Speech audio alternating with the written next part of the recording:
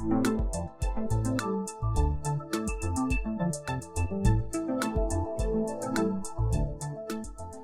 اللہ الرحمن الرحیم، میں ہوں طاہر ڈھینڈسا اور آپ دیکھ رہے ہیں ایس ٹی ٹی وی۔ حکومت محصولات اکٹھے کرتی ہے، اس اتھارٹی کو جو مینڈیٹ اسے ملا ہوتا ہے ایک عمرانی معاہدے کے تحت، جسے ہم کانسٹیٹیوشن کہتے ہیں، کہ حکومت پیسے اکٹھے کرے گی ٹیکس واگزار کر کے، اور اس کو پھر خرچ کرے گی اس پیسے کو عوامی بھلائی کے لیے، کیونکہ اگر لوگوں پہ چھوڑ دیا جائے تو لوگ وہ بڑے بڑے منصوبے نہیں بنا سکتے خود، جس سے پبلک گڈ انشور ہوتی ہے، اور یہی فلسفہ ہے اس کا۔ دوسری چیز اس میں یہ ہوتی ہے کہ وہ جو ٹیکس اکٹھا کیا جاتا ہے وہ لوگوں کے پیسے ہوتے ہیں، اور اسے انصاف اور جوڈیشیس طریقے سے خرچ کرنا چاہیے لوگوں کی بھلائی کے لیے، ان کے مستقبل کے لیے، ان سب چیزوں کے لیے۔ کیسے؟ ایک فیملی ہے، انہوں نے رہنا بھی ہے، کھانا پینا بھی ہے، اور بال بچہ بھی ہے۔ اب بال بچے نے آگے پرفارم کرنا ہے تو ظاہر ہے تعلیم اور صحت جو ہے وہ تو سب کچھ اپنا بیچ کے بھی اس پہ لگائیں گے، تاکہ اگلی نسل پروان اچھی چڑھے اور بہتر ہو، اور ان کی پڑھائی کے لیے، ان کو محفوظ بنانے کے لیے، اور وغیرہ وغیرہ، یہ ساری چیزیں۔ اب حکومت یہی کام، جو کہ ایک بڑی فیملی ہے، ایک اسٹیٹ ہے اور فیملیز اکٹھی ہو گئی، ایک فیملیز ہے، اس معاہدے کے تحت کرتی ہے، جو کہ آپس میں ہم نے کیا ہوا، لوگوں نے 25 کروڑ عوام نے، یا جو بھی ملک کی پاپولیشن ہے، اس کو کہتے ہیں فیڈرل بجٹ، کہ سالانہ محصولات جو اکٹھے کیے ہیں اس کو بجٹ کیا جاتا ہے کہ کیسے اسے خرچ کرے گا، طبقوں میں کن میں خرچ کرے گا، وغیرہ وغیرہ تفصیلات ہوتی ہیں۔ اب گورنمنٹ نے ایک بجٹ اناؤنس کیا ہے، ایک تو نمبرز ہیں اس کے، دوسرا یہ ہے کہ ضروریات ہیں کس کی، حکومت کی، نچلے طبقے کی، اشرافیہ کی، اوپر کس کی، یہ بانظارے سے۔ دوسرا یہ ہے کہ یہ تو نمبرز ہو گئے، اور دوسری بات یہ ہوتی ہے کہ کہانی کیا ہے، سٹوری کیا ہے اس کے پیچھے۔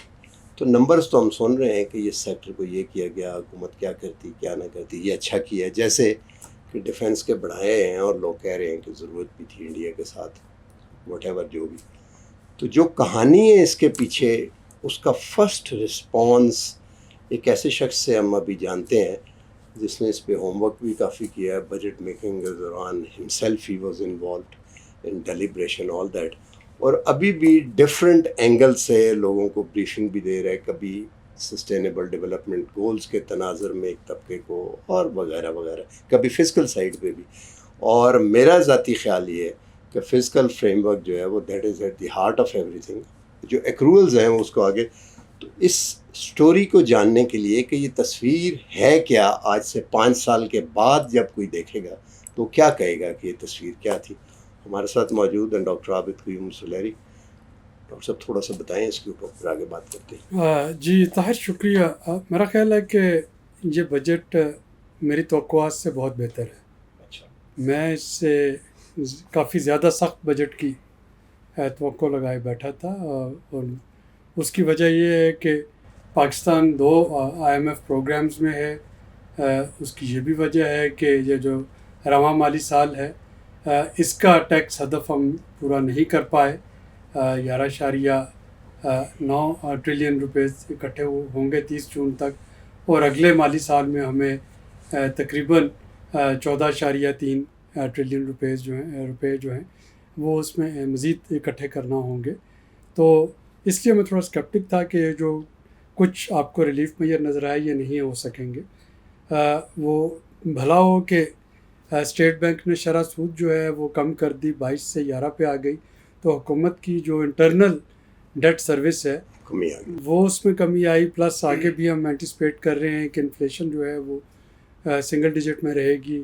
امید کی جاتی ہے کہ یہ جو انٹرسٹ ریٹ ہے یہ بھی یہاں پہ سٹیبل رہے گا۔ تو وہ جو کشن 800-900 ارب روپے کا حکومت کو اس سے مل رہا ہے، ان کشن کے نتیجے میں یہ پاسبل ہوا کہ IMF کے ساتھ مذاکرات کر کے حکومت یہ قائل کرنے میں کامیاب ہوئی کہ سیلریڈ کلاس کو ٹیکس میں تھوڑا سا ریلیف دیا جا سکتا ہے، یا پیز اینڈ پینشن میں کچھ اضافہ کیا جا سکتا ہے، یا کھاد پہ اور پیسٹیسائڈ پہ سیلز ٹیکس نہیں لگانا، اس کے بغیر بھی ریونیو پورا ہو جائے گا، یا ریئل اسٹیٹ سیکٹر میں پرچیزر کو تھوڑا سا ریلیف دیا گیا، فیڈرل ایکسائز ڈیوٹی کو ابالش کیا گیا، ود ہولڈنگ ٹیکس تھوڑے کم کیے گئے۔ تو یہ جو آپ اس میں ریلیف گو کہ میری اور آپ کی یہ خواہش ہو سکتی ہے کہ اس سے کہیں زیادہ ہوتے، تو یہ اسی لیے ممکن ہوئے کہ وہ وہاں سے تھوڑا سا کوشن مل گیا تھا. اور اس میں ایک اور چیز جو حکومت کر پائی اس کوشن کی وجہ سے کہ جو بے نظیر انکم سپورٹ پروگرام کی الوکیشن ہے اس کو 716 ارب روپے پہ لے جایا گیا. اور فائنلی پچھلے 22-23 سالوں سے میں بجٹ کے انالیسس کر رہا ہوں، یہ پہلا بجٹ مجھے دیکھنے کو مل رہا ہے جو کہ پچھلے سال کے بجٹ سے کم ہے. پچھلے سال کا بجٹ جو تھا وہ 18.8 ٹریلین روپے کا بجٹ تھا. موجودہ بجٹ جو ہے اس کو اگر آپ دیکھیں تو یہ 17.5 ٹریلین روپے کا ہے. اچھا ٹوٹل جو ہاں، جو اس کا جو خرچہ ہے وہ اس میں کمی کی ہے، پلس جو فسکل ڈیفیسٹ ہے، جو خسارہ ہے اس میں تقریباً 1900 ارب روپے پچھلے سال کی نسبت کم خسارہ ہو رہا ہوگا. تو یہ تو ہیں اس کے کچھ نمبرز اور جو برائٹ سائڈ ہے. But then there are quite a few caveats, اور ان کو بھی ہم ڈسکس کر سکتے ہیں کہ اس میں کیا کیا چیز جو ہے اس کو امپروو کرنے کی گنجائش موجود ہے ابھی. ایک تو کوئکلی یہ کہ اگر 4.5% گروتھ ہوتی ہے اور 11-12% انفلیشن ہو جاتی ہے تو 12 اور 4.5 16 جو 15-16% فزیکل جو محاصل اکٹھے کرنے ہیں محصولات اور وہ پورے ہو جاتے ہیں. لیکن اگر انفلیشن سنگل ڈیجٹ میں رہتی ہے اور گروتھ بھی 4.5% نہیں ہوتی، جو کہ ایزمپشنز ہیں، دونوں اسٹرانگ ایزمپشنز ہیں، سمجھا جاتا ہے کہ انفلیشن دوبارہ ہوگی اور وہ ڈبل ڈیجٹ میں ہو جائے گی. تو یہ جو محصولات میں ایک اضافہ ہے یہ تو نامینل ہوا نا، کہ جو کہ انفلیشن اور گروتھ کی وجہ سے وہ کرتے ہیں کرنے کے لیے. تو پہلے اس پہ مختصر سا بتائیں کہ کیا یہ ریئلسٹک ہے؟ اس وقت تو اناؤنس کر دیں یہ دونوں چیزیں، یہ زیوم کر لیں. دیکھیں اس پہ اگر آپ کی گروتھ خیر 4.2 تو نہیں ہوگی، 4.5 بھی نہیں ہو پائے گی. آپ آئی ایم ایف کے پروگرامز میں میکرو اکنامک اسٹیبلٹی اچیو کریں گے، اس میں گروتھ اچیو کرنا ظاہر ہے وہ نہیں ہے، ممکن نہیں ہوتا. تو گروتھ کو تو آپ بھول جائیے، شاید اگر 3% بھی ہو جائے تو بہت بڑی بات ہوگی.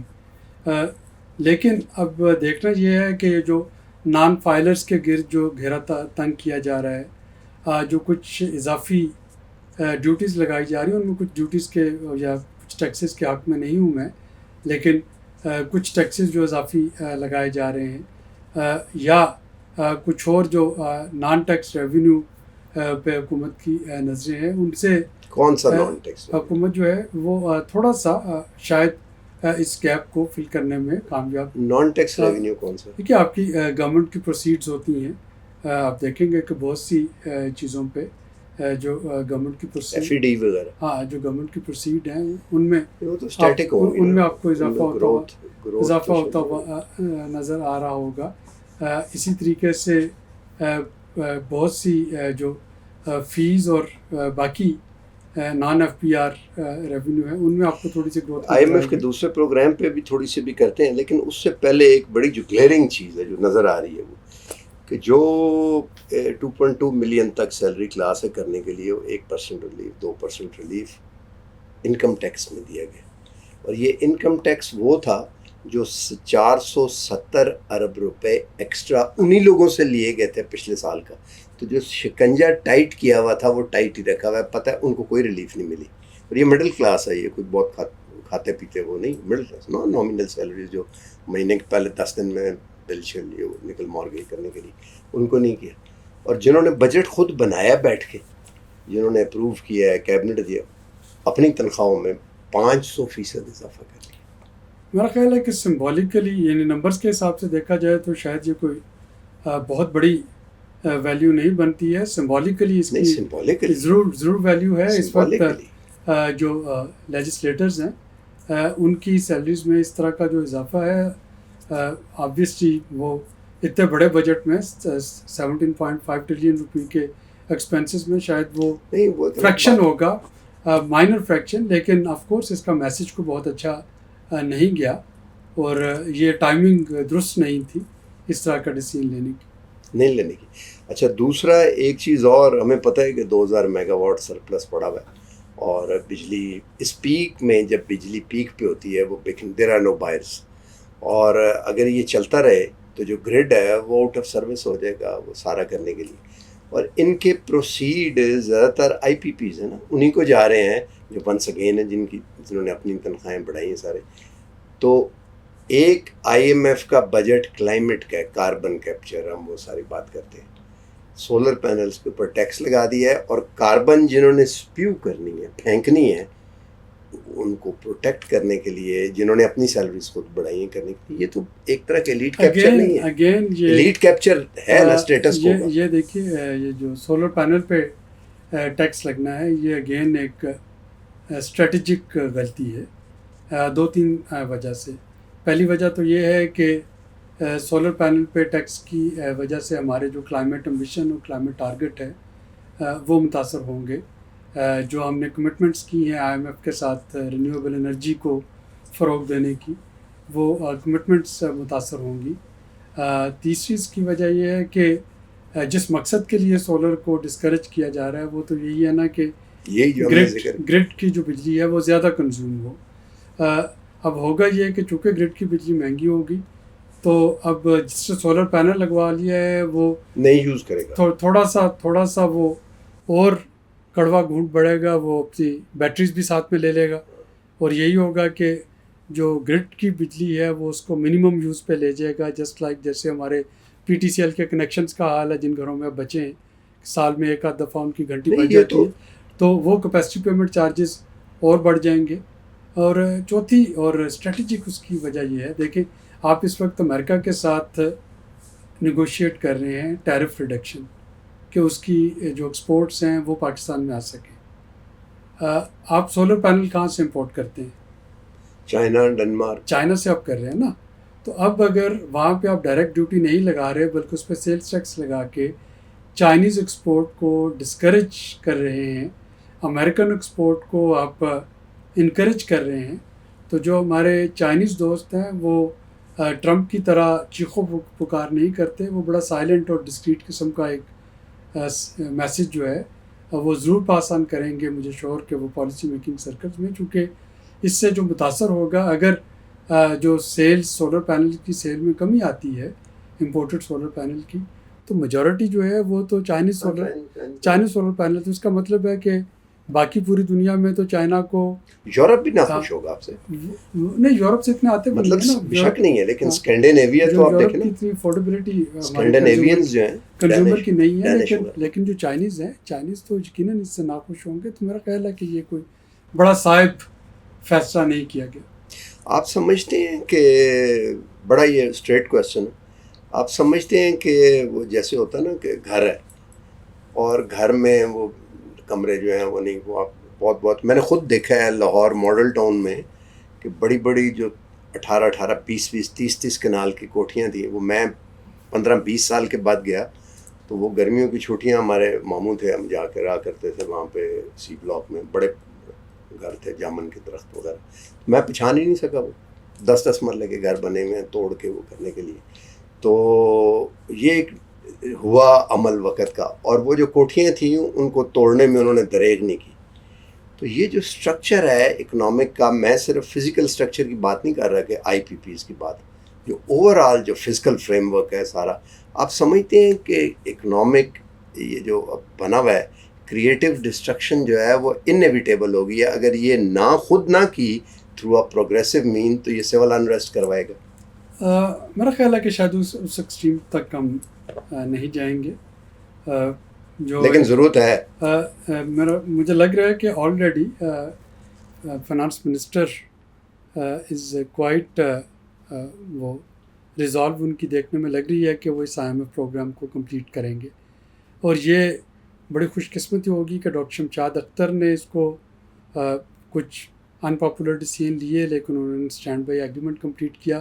اب 2 پروگرام ہیں جن کو کہ ہمیں سائملٹینیسلی کمپلیٹ کرنا, اور اگر یہ واقعتاً کمپلیٹ ہو جاتے ہیں اور تو اس کا ایڈوانٹیج اور اس کا جو ایک بنیادی مقصد ہے اکانومی کو ڈاکومنٹ کرنا, ٹیکس نیٹ کو براڈن کرنا, جو ٹیکس اسٹرکچر ہے اس کو ہارمونائز کرنا, سوشل پروٹیکشن کو جو ہے وہ انفورس کرنا، تو کافی حد تک چیزیں جو ہیں وہ بہتر ہو سکتی ہیں. پرابلم وہاں پہ آتا ہے یہاں پہ آپ سیکرڈ کاؤز جو ہے وہ سسٹم میں لے آتے ہیں جو انٹچیبل ہو جاتے ہیں، اور باقی جو ہے اس کو آپ ٹھیک کرنے کی کوشش کرتے ہیں. لیکن اگر اکراس دا بورڈ سب کو ایک جیسا جو ہے وہ ٹریٹمنٹ ملنا شروع ہو جائے، جو کہ IMF آپ سے کروائے گی، تو پھر آپ دیکھیں گے کہ چیزیں شاید بہتری کی طرف جائیں گی. وہ جو آپ کی کریٹو ڈسٹرکشن والی سٹیج ہے اس سے پہلے ہی چیزیں الیکشن میں ابھی 1-2 سال لگتا ہے کہ ابھی شاید گورنمنٹ لگ رہا ہے. پولیٹیکل حالات بشک وہ ایک وائپ جو مرضی لگتا ہے کہ شاید کمپلیٹ ہو جائے گا، بشک زبردستی کروایا جائے، لیکن یہ لگتا ہے کہ ٹائم شاید پورا کر لے گورنمنٹ.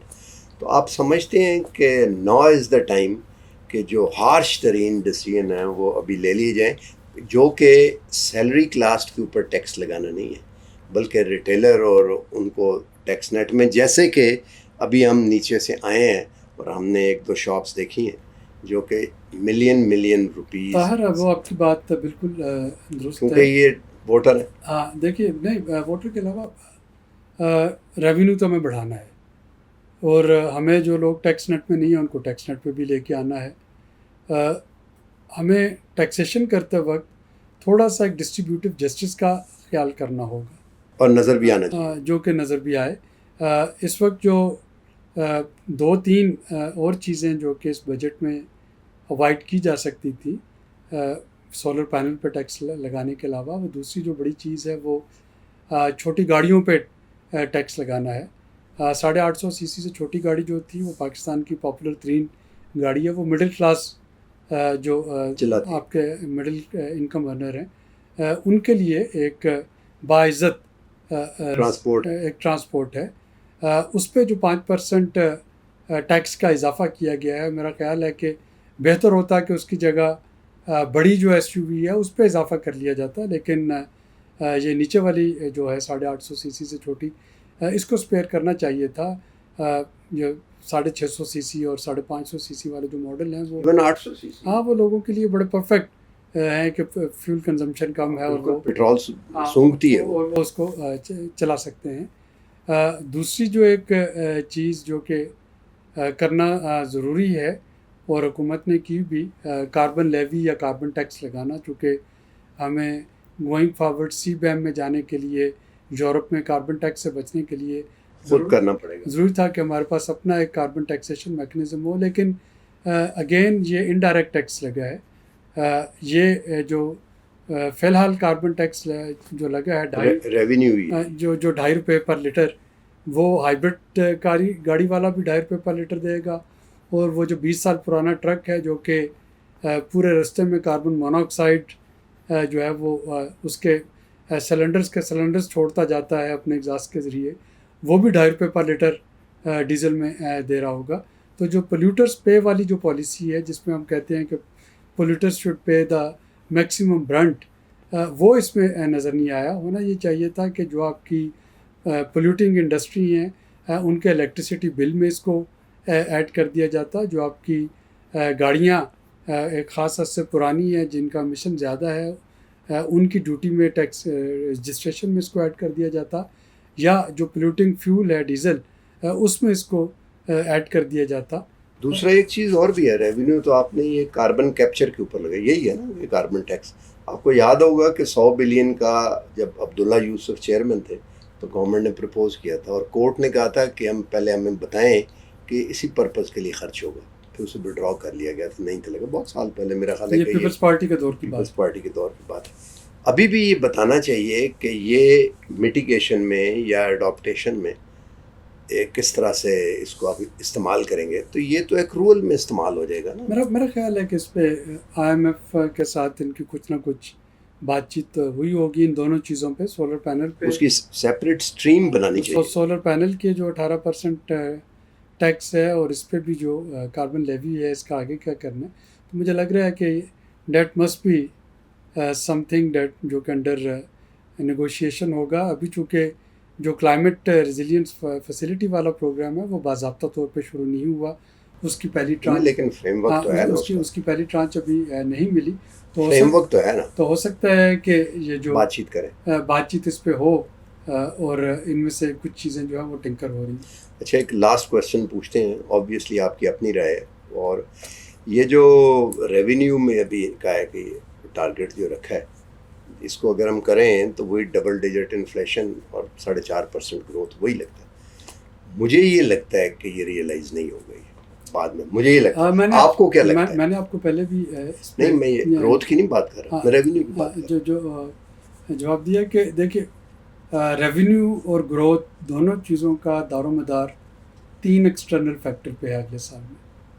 پہلا فیکٹر جو ہے وہ کلائمیٹ چینج کا ہے، خدا نخواستہ ایک بری مونسون، بہت زیادہ بارشیں یا بہت کم بارش یا درجہ حرارت میں جو اتار چڑھاؤ ہے، یہ آپ کی تمام ایگریکلچر کو جو ہے وہ جیسے 2022 والے فلڈ سے خدا نخواستہ سارا کا سارا گین جو ہے وہاں پہ بہا کے لے جا سکتا ہے یا خشک سالی کا شکار کر سکتا ہے۔ دوسرا جو امپورٹنٹ فیکٹر ہے گروتھ میں اور ریونیو ٹارگٹ میں، وہ ہے آپ کے انٹرنیشنل مارکیٹ میں کروڈ کی قیمتیں۔ کل کی قیمت جو تھی وہ $67 پر بیرل تھی برینٹ کی، اگر اسی رینج میں رہتا ہے 65-67 ڈالر پر بیرل، تو جو کاربن جو اس میں پیٹرولیم لیوی کا جو اضافہ ہو رہا ہے، جو کاربن لیوی لگے گی وہ پاس آن ہوتی جائے گی، کنزیومر کو کوئی بہت زیادہ فرق نہیں پڑ رہا ہوگا، کیونکہ جو قیمت دے رہا تھا اسی قیمت پہ وہ اس کو پیٹرول اور ڈیزل مل رہا ہوگا۔